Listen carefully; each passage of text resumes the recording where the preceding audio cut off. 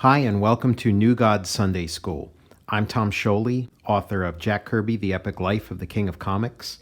I Am Stan, a graphic biography of the legendary Stan Lee, and from Image Comics, Jack Kirby's Star Warriors, starring Adam Starr and the Solar Legion. All three of those books are available for pre-order by following the pre-order links in the show notes below. So this is Super Escape Artist Mr. Miracle number 11. Can Mr. Miracle survive the death-defying leap into the vat of fire? Read The Greatest Show Off Earth. Issue 11 of New Gods and issue 11 of Forever People were their final issues. Both of those series were canceled. And the sole survivor, with his ability to constantly escape death, is Mr. Miracle. And his issue 11 is a farewell of sorts, too, because this will be the last issue for a long while that makes any kind of reference to the larger New God story, any reference to Apocalypse, Mother Boxes, and villains that we've previously seen for a good long while. This whole interlocked series of books that told a grand tapestry, that experiment was deemed by DC to be a failure. And now Mr. Miracle is going to have to continue on, and it's going to have to continue on its own 2 feet. And this is a transitional issue. The Greatest Show Off Earth. So we start, like some of the early issues of the series, with Mr. Miracle practicing an escape trick that he's going to use in his stage act. He's got Barda there to assist him and Oberon, but there's also the Female Fury Battalion, and there's Ted Brown, the son of Thaddeus Brown, who was Mr. Miracle's mentor from issue 1 and the original Mr. Miracle. Ted Brown is there to film the proceedings, and he's going to be their manager of their stage act. So the cast has gotten very crowded. It went from being sort of a solo hero book to being a team book. We have this whole ensemble here.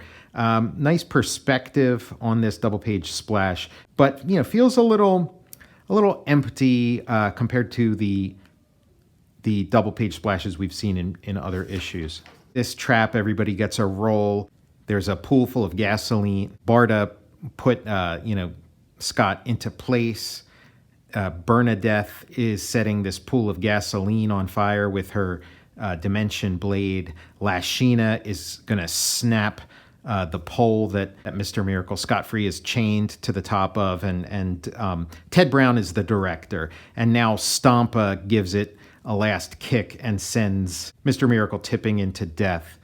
Edited, written, and drawn by Jack Kirby, lettered and inked by Mike Royer. And yeah, everybody's pretty worried. There's just a big splash and an explosion of gasoline.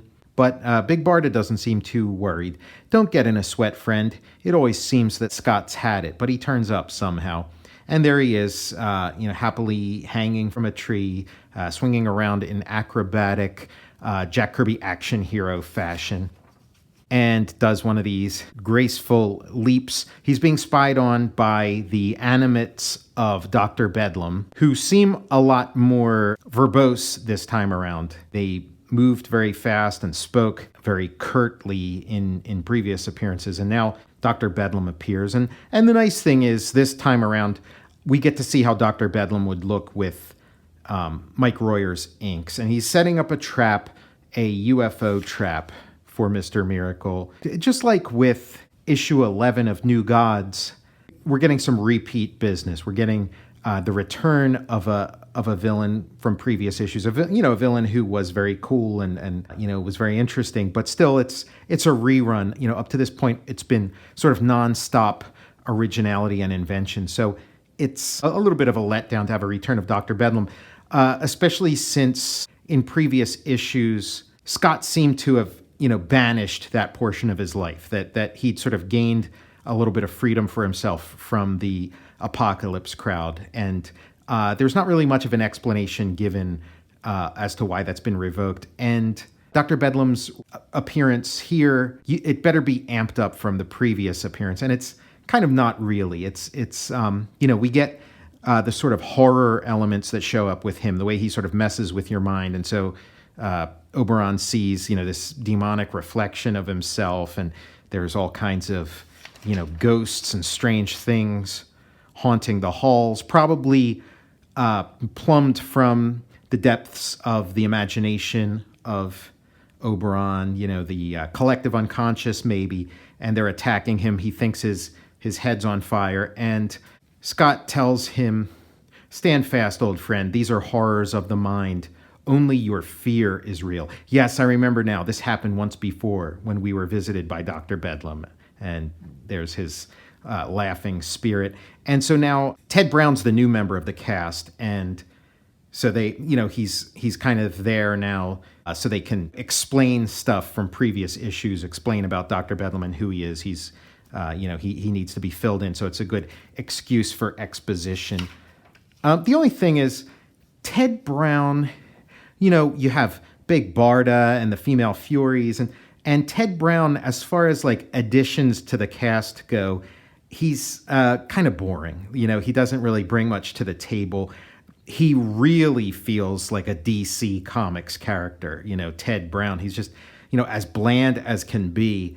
And, I could see why, Kirby might think, oh, maybe this will make the editorial department at DC happy. Maybe they'll be happy if I introduce some dullness into my comics. And mission accomplished with Ted Brown. He really he needs to get out of this comic ASAP. He really sucks. And so we have a pretty cool action scene, really well choreographed, a lot of excitement, but just not much stakes compared to previous issues. This is a fairly entertaining superhero comic, certainly better than most of the comics coming out at this time, if not all the comics, all the non-Kirby comics. But still, it's comparing it to the previous issues and how high stakes and involving and all-consuming those stories were. This stuff just doesn't hold up in comparison.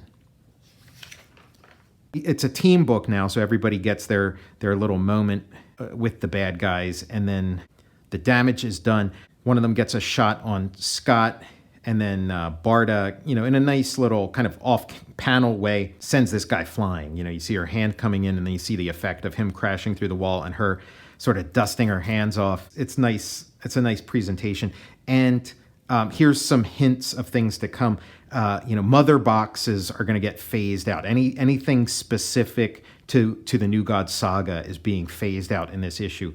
Thanks, Barda, but I'm afraid the damage is done. Mother Box's circuits are a charred mess. So Mother Box is toast.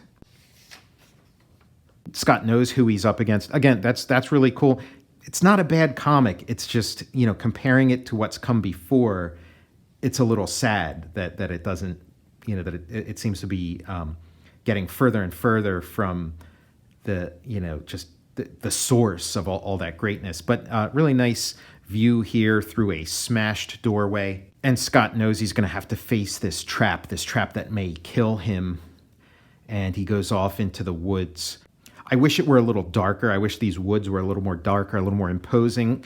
Again, the demon is happening at the same time as this, and the demon is just starting off with such a bang and just has so much atmosphere to it. And this feels like a little more akin to just standard DC Comics fare, not quite as heightened as a Jack Kirby drama is. But he goes off there, finds a UFO, and inside is Dr. Bedlam.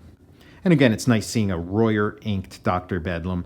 The Coletta inked one, though, did have a little extra mystery and weirdness to him that Coletta kind of brings with him. And he's taunting Scott, and then Scott punches him, and of course, Dr. Bedlam, his vessel kind of reverts back to its generic form. Whenever he leaves it, he's a spiritual being, a being of energy and of the mind. And now this is one of those, a lot happens on the page turn here. The opening into the ship has been sealed. It's rising. And now, without so much as a how do you do, the So swift is the silent ascent that Mr. Miracle is almost crushed by the pressure of G power before he finds himself in the path of a meteor storm. So he goes from being in that ship to being deep in space in the path of a meteor storm. It's getting buffeted.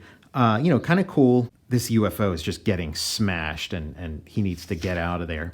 And it's catching fire. This thing is skipping like a pebble across the world's air envelope. My guess is that it hasn't got a heat shield, and the next step is trial by fire. So he's getting the Fantastic Four treatment. This is the stuff he's getting ripped apart by the forces that are inflicted on somebody who is inside a spaceship that is not properly shielded. And it's filling with gases. He can't breathe. It's going in this crazy direction and getting smashed up all the way. Now it's heading on a collision course with the moon. And Dr. Bedlam comes back to his robot body for just enough time to gloat and watch Mr. Miracle really writhe in pain as he faces his own mortality. But Mr. Miracle turns against him. Ping, ping, ping. That pinging sound. You've got a mother box, but I thought... It's weaving an electro web of microcosmic atoms all about me. I can't break it.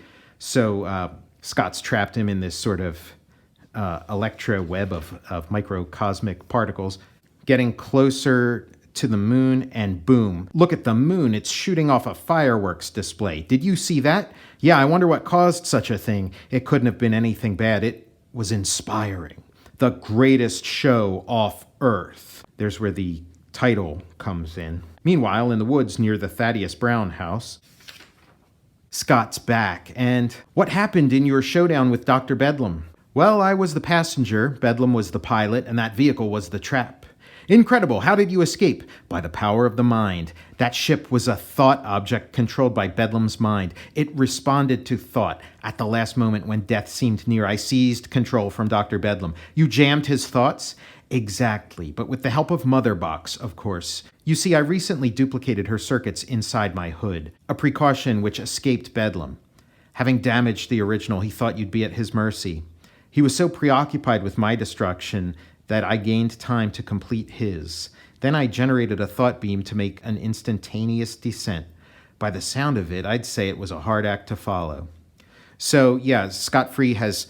made a duplicate of his Motherbox circuits in his hood, and henceforth he will not refer to those circuits as Motherbox. So Motherbox has been sort of very deftly written out of the story. Now we're moving on to just sort of pure escape artist superhero. None of this Apocalypse or New Genesis stuff.